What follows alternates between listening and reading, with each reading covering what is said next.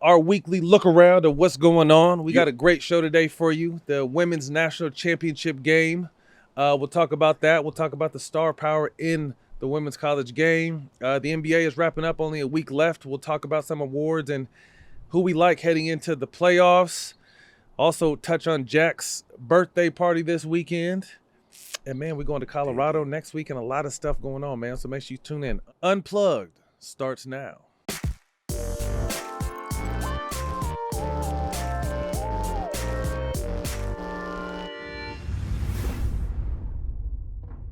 Basketball fans, it's that bittersweet time of the year. The NBA season is coming to a close, and the playoff picture is starting to come into focus. So if you're looking to hit a regular season game, you're at the buzzer. But I got great news for you. You can still score last-minute tickets and last-minute deals with the Game Time app. This is where Game Time comes in clutch. I've seen these last-minute deals on games up to 60% off. Game Time has the lowest price, guaranteed. If you find tickets in the same row or section for less, Game Time will credit you 110% of the difference. Part of the Game Time guarantee is event cancellation protection, 24-hour returns, and job assurance. Life happens. Plans change. People bail. I've been there. But Game Time always has me covered. So when I'm buying tickets, I eliminate the guesswork and the frustration with Game Time. Download the Game Time app and use code SMOKE for $20 off your first purchase. Terms apply. Again, create an account and redeem code SMOKE. Download the Game Time app today. Last minute tickets, lowest prices, guaranteed. Jack, you're in LA, man. You're here. Hell of a weekend. I don't want to leave here, I'll tell you that, especially being here, live with this view and this beautiful weather on the west side, man. Getting closer and closer to moving out here, bro. So we had your birthday this weekend. We started over here with the birthday dinner Friday night, and then Saturday, Stak Shelby was in the building. Could you tell us what the theme of your party was and how it went? Yeah, Peaky Blinders theme. It was beautiful. Everybody understood the assignment. Shout out to you and your wife. I appreciate y'all for the Friday. We started off with a beautiful dinner here. The chef had everything and every meat you can name, lobster, steak, everything we had. We had a great time. Then we had the party Saturday night. Shout out to Christina for putting it together at the oldest Irish pub in LA. I didn't know that was. Yeah. That was a vibe. Yeah, shout out to Tom Bergens. We had a great time. And it was great, man. All the Smoke staff was there, family and friends. Peaky Blinders thing was a movie. Well, man, I'm glad the birthday went well. Officially, Yes. Happy birthday, 46. Thanks, my you brother. did it in style. We all had a blast. Everybody, like you said, everybody was dressed to the T, man. It was good. Although I'm not gonna lie, I mean, not that I almost didn't make it, but this is the first time in probably 15 years, brother, I took a nap to go out. Because every time I take a nap to go out, I don't end up going out. But I got my ass up. And we came through, and it was fun. Even you got Term out too. That's crazy. Shout out Term. In a suit. Good call. In a suit. Back to business, man. We're nominated for a Webby Best Sports Social. Yes. Shout out the whole crew, the whole roster, everyone who made that possible. Rachel, Boogie, KG, Paul, Yes. Rondo, me and you, Yep. Dylan, Jelani, everyone behind the scenes. Yep. Man, it's good to be recognized. It feels good. Let's get it. Feels good. Morning Combat YouTube is officially up and running on their Morning Combat YouTube page, part of the DraftKings network. But Jack, I mean, we got Morning Combat, we got boxing coming, we got music coming, Yep. we got football coming, we got a lot of stuff coming down the lines for All the Smoke Productions in 2024. I'm excited for Fight Towns and being back in the fight game. You know, we got some big things coming. Yeah, definitely looking forward to that. Tour coming up too. We got a summer tour. We're gonna hit a few cities. So man, make sure you guys go down in the comments. Yeah. And shout out what city you want us to come to. We're gonna hit 3 or 4 cities this summer. Like Jack said, it's gonna be a movie. We're gonna bring people with us. Don't pull It's up. gonna be a blast, man. So in the comments, make sure you tell us what city All the Smoke should come smoke at. And don't complain about us not coming to your city if you don't put it in the comments. Come on now, talk to him. Jack, I would have to say women's basketball is as big as it's ever been or as hot as it's ever been right now. Fresh off a national championship. Shout out your favorite coach of all Don time Staley. in person, Don Staley and her South Carolina ladies. Talk to us about, I only caught the last 6 minutes of the fourth quarter because we had practice yesterday, but I was trying to watch it on my phone. But what do you think about the game? Shout out to them for playing a great game. I think they did a great job of capitalizing on what they did wrong last year in the semifinals to lose the game. But people was wondering why the game was so emotional for them, and me being a fan and being tuned in, I understand why. One, that was a big letdown for Don Staley and them because they was undefeated at that point last year when they lost to Iowa. So that hurt, and she faced a lot of flack behind that, saying they should have won. This year, even with Raven, last year she was getting waved off by Caitlin, saying she couldn't shoot, and it was just disregarding her on the court. This year, she came out and guarded Caitlin, didn't score in the fourth quarter. Raven got a lot of flack from getting waved off and not taking a shot and losing the game, and so did Don. So to win this game this year was special for them, special for the whole team, and I'm glad they got it done. But shout out to Caitlin Clark and shout out to Don Staley too. I want to say this, to be at your highest moment, when people recognize you at your highest moment, to address somebody else and give them their props the way she addressed Caitlin while she was giving her a trophy and saying what Caitlin did for women's basketball. I think that was the ultimate thing and ultimate thing to show the character of Don Staley, bro. It was a beautiful day all the way around. Even though Caitlin lost, she got all the flowers she deserved. Yeah, very classy move. Shout out Don Staley. She's an elite company, one of a handful of men or women's coaches in the Division I era to have 3 national titles. Jack, I want to touch on something outside of that and really what the star power of this tournament, from the Caitlin Clarks to the Angel Reeses to who am I missing? Juju. Yep. Paige Buckets. The girl, Paige Beckers, the big girl from Stanford I like. What's her name? I can't remember her name. Brink. They really put women's basketball back on the map. So it was funny because during this run, I mean, I just felt there was so much negative energy by the outside world, by the media. Some former athletes, not former athletes, but just having a real issue with the way these women got down, whether it was shit talking, whether it was mannerisms, whether it was what they did off the court when they're not playing basketball. It was just a lot of negative energy, and I didn't really like it. I think it took away from what these women are actually doing on the floor. Negativity and demeaning people has become attractive in this day and time. It's unfortunate. And for me, I became a big fan, and I applauded the women because I like the competition. I like to see the way the game have grown. And if the people who are feeling like these people won't succeed or what they're doing is not great in their eyes, I don't think it's not important to them, because it's all about those women succeeding in what they want to do. They're succeeding in basketball. They're succeeding off the court. They're succeeding before they even get to college, bro, making money. You know what I'm saying? So I love it, bro. I got daughters, and to see women to thrive in what was a men's sport for so long, I love to see it, bro. The Iowa-UConn semifinal game broke records, 14.2 on average viewers throughout that game. That's more than the World Series last year, more than the NBA Finals last year, more than the Daytona 500 since 2013, every Masters since 2013. I mean, it's just it's a beautiful thing for women's basketball. My question: does this energy translate over to the WNBA season this year? I hope. I mean, I definitely hope so. I think, the biggest thing about what's coming out is, even if she don't take it serious, just the fact that somebody's offering Caitlin with the big $3, $5 million. Dope. It's a lot of parlaying and a lot of things she can do from that when she's getting offered that, and she won't make that in the WNBA. So other players, other women are going to start looking at that, and there's going to be other companies and other opportunities that's going to giving these players, even overseas, better opportunities to make more money. Because you're going to have some players, Matt, that wasn't coming to play basketball and make the money, don't want to be famous, don't care about the WNBA. They care about their families. That's how we was coming up. We was worried about getting the dollar first. So if it's an opportunity for a lady that's playing in college basketball and she can go overseas and make $5 to $10 million, we might not see him in the NBA. So I hope this is waking the NBA up. WNBA. WNBA up to see how important girls, women like Caitlin is for basketball. Yeah. You know what I mean? You got to give them what they're worth now and stop making them wait. Ton of star power in college this year, and obviously the WNBA has been, steadily increasing its viewership and awareness around sports. So hopefully, I'm hoping these young group of stars can continue to translate into the WNBA and continue to grow that game. Something hot that came across the ticker last night was Coach Cal, officially the new head coach of Arkansas. He kept getting that money, don't he? 5-year deal.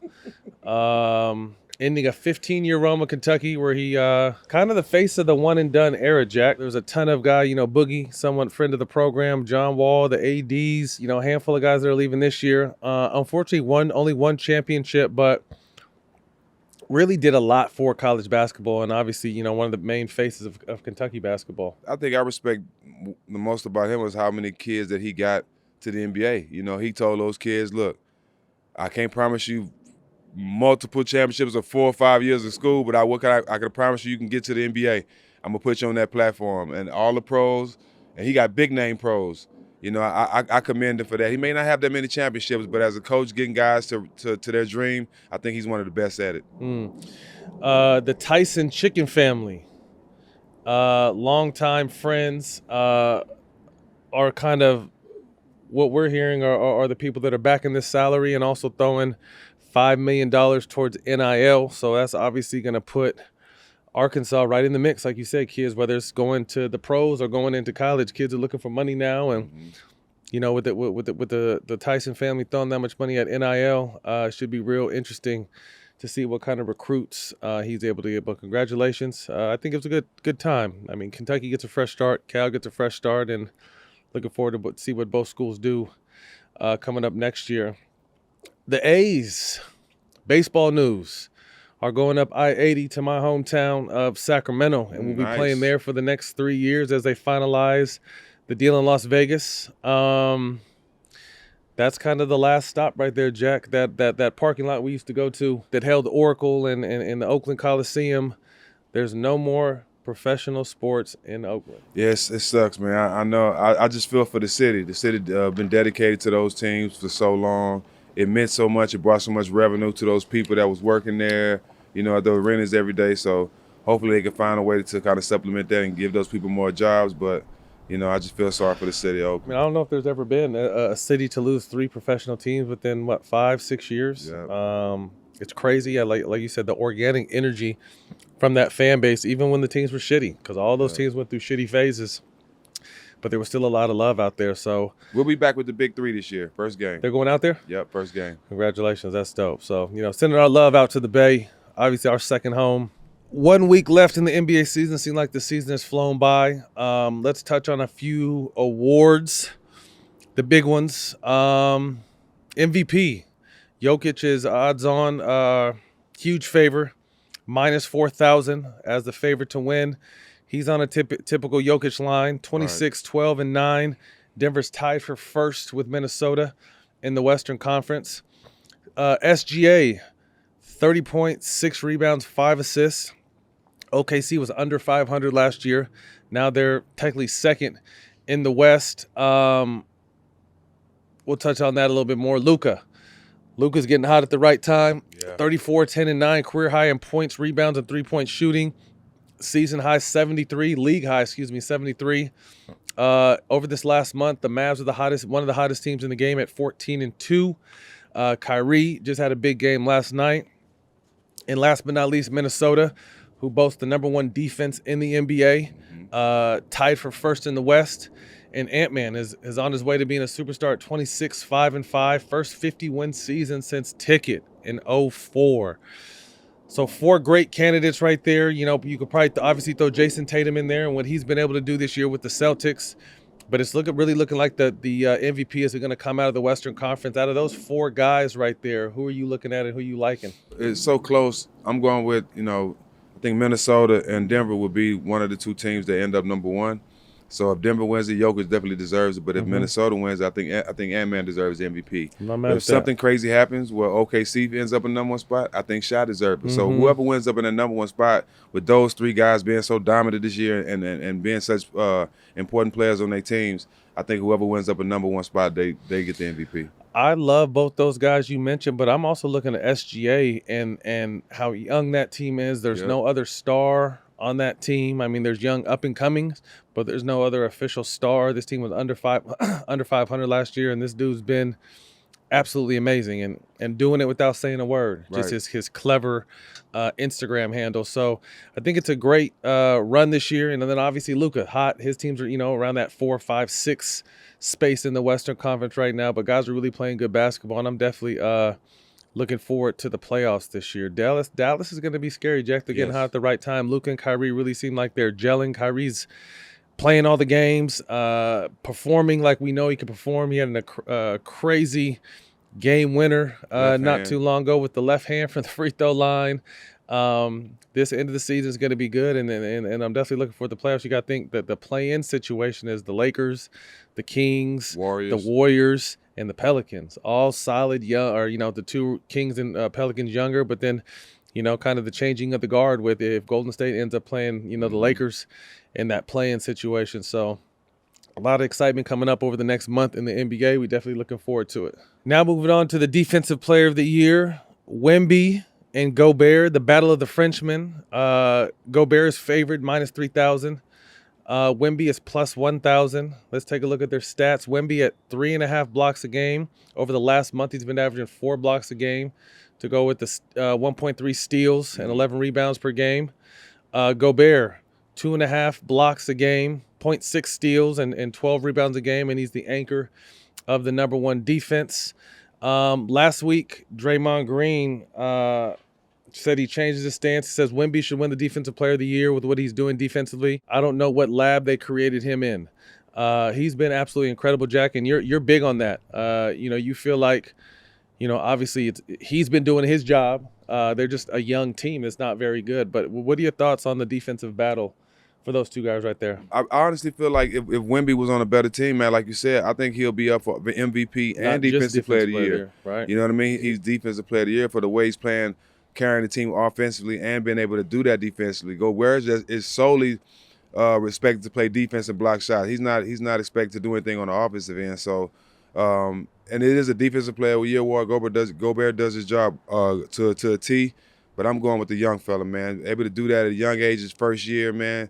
I think hands down he should get it. Wemby's numbers across the board are better. It's just different styles of teams. If Gobert does win this, it puts him in elite defensive standings. It'll be his 4th Defensive Player of the Year. Only person in that category is Ben Wallace and Dikembe Mutombo. So you got to put him, if he wins one more in his career, I mean, you got to talk about him as one of the greatest defensive centers of all time. And there's some people that are standing around us that don't really like that. Yeah, well, I mean, the numbers don't lie. Right. I mean, you can not like him as a person, you can not like his game or that he's not an aggressive type of player, but he gets the job done and what he's paid to do. And like I said, numbers don't lie. Coach of the Year.